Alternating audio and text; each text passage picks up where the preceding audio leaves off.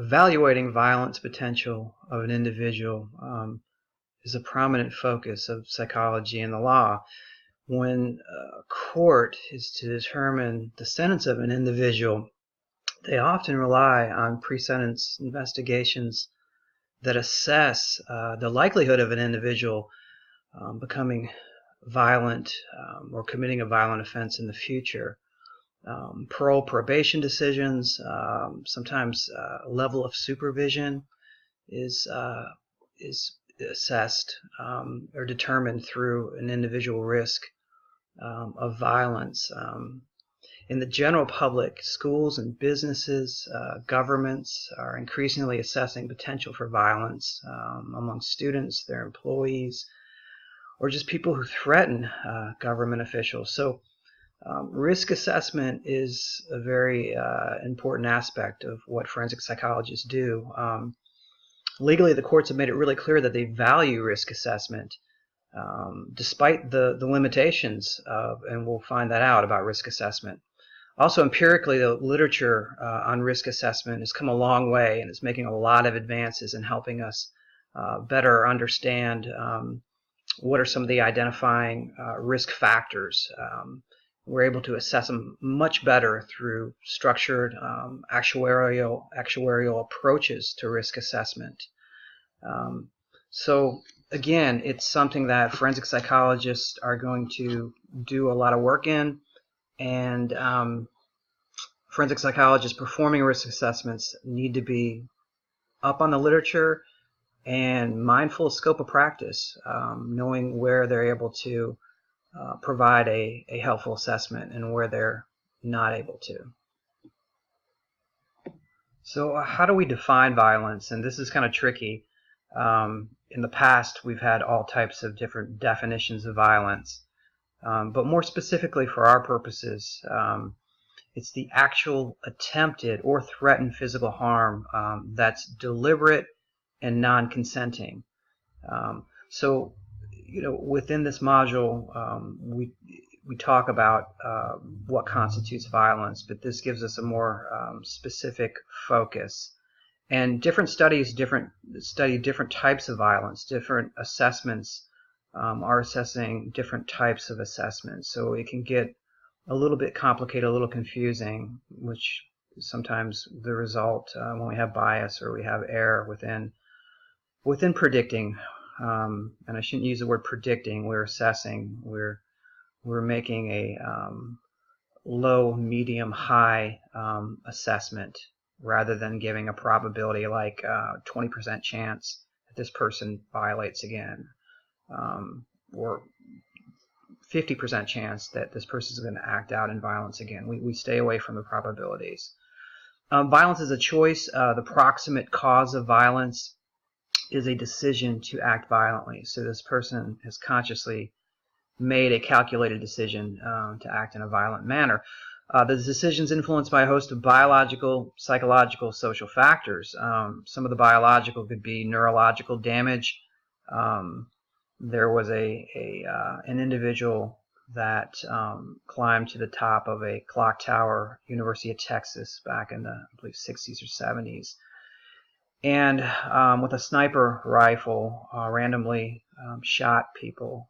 He was killed by law enforcement, and it was later determined that he had some structural damage to his brain, which had a huge effect on his decision-making in this process. So psychosis, personality disorder, when somebody is having a psychotic episode, violence is a higher potential. And certainly the psychosis is what's causing it. Personality disorder, somebody has antisocial personality disorder, is at a higher risk for violence simply because of that personality structure. Exposure to violent models, were we desensitized to violence growing up? Our attitudes that condone violence, do we see it as appropriate, where the general public does not in some situations? We have a lot of road rage incidences where people believe that their violence should be is condoned. It's necessary, where there's a lot of other people that feel like that should never be used to resolve a conflict in driving. So can we predict violence? Yes and no. We cannot predict violence because of these reasons. Violence is too rare to predict with any accuracy by any means. It's often unpredictable. It often can occur in a person that doesn't have risk factors. So in the general public, it is hard. It's rare, number one. Violence doesn't often occur in the general public. But predicting when, where, and by whom can be quite tricky. Clinical decisions, being inherently biased, are particularly poor. When clinicians make predictions about violence, there are often bias in the assessments, bias in the opinions. So that's not always a good predictor. Mental health experts have no particular expertise in the field of violence. That's been a knock on who's providing the assessments. Are they being done by people that have training in the assessment and prediction of violence, or is it being done by a school counselor who is trying to predict if little Johnny is going to act out on his threat, or if little Johnny has a history of violence, or if little Johnny needs to go to an outside evaluator, which is often the case in school systems. Predictions of behavior necessitate a deterministic view of human behavior.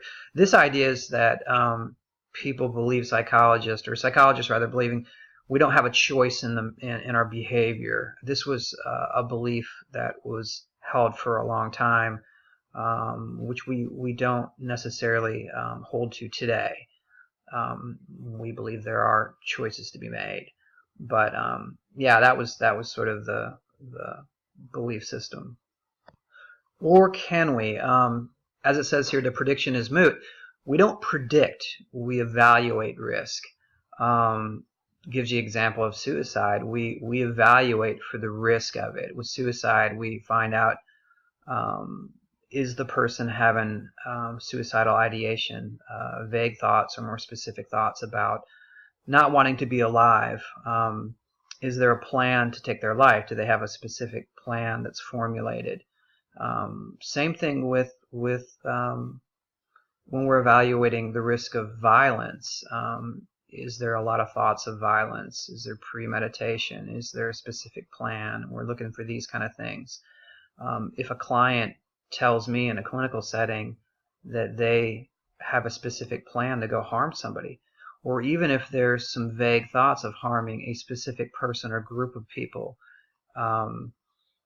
Tarasov, which is a case we'll talk about, requires me to do everything I can to protect those that might be at risk. In other words, I have to break confidentiality in these situations in order to make sure that people are safe.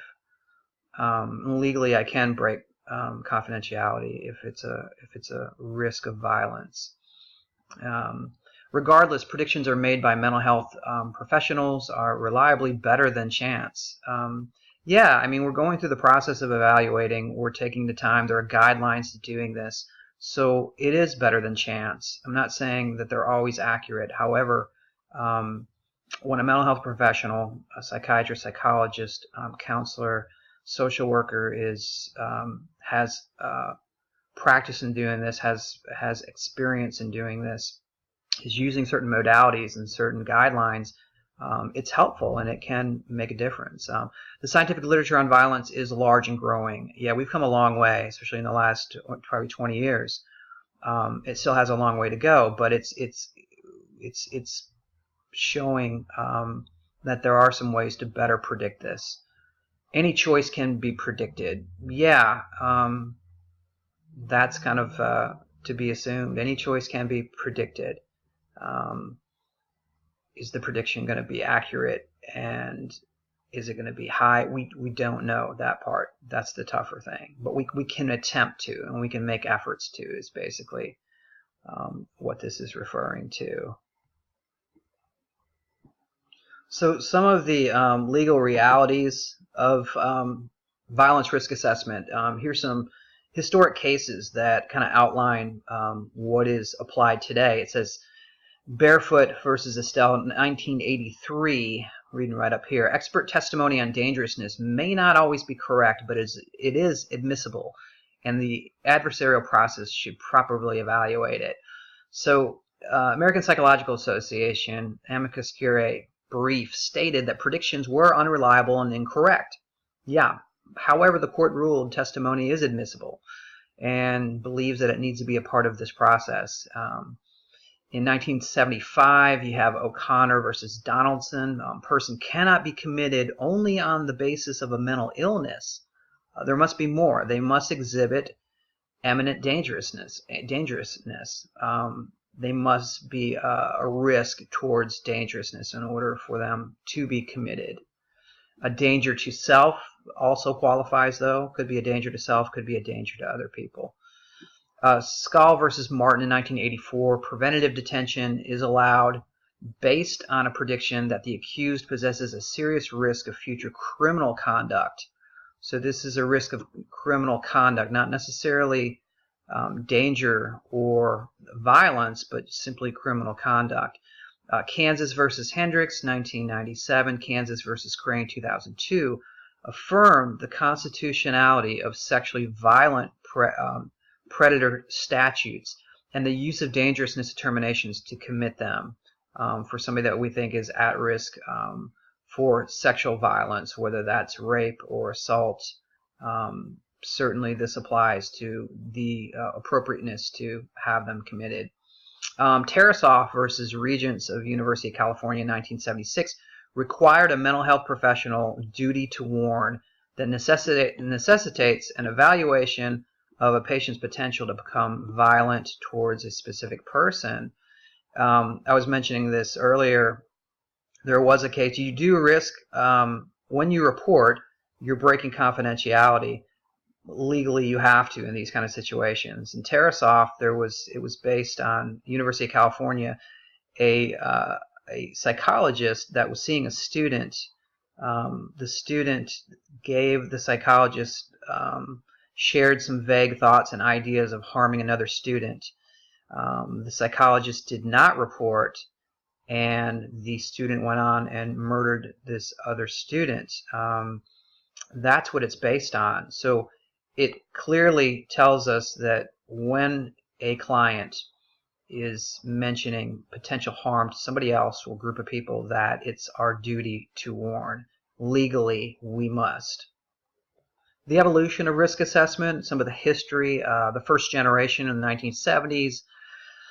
The studies were poor in comparison to subsequent generations. Clinical decision making was a big part of it. Expert opinions, people using just their experience in doing assessments, not using actuarial scales or clinical scales or testing per se.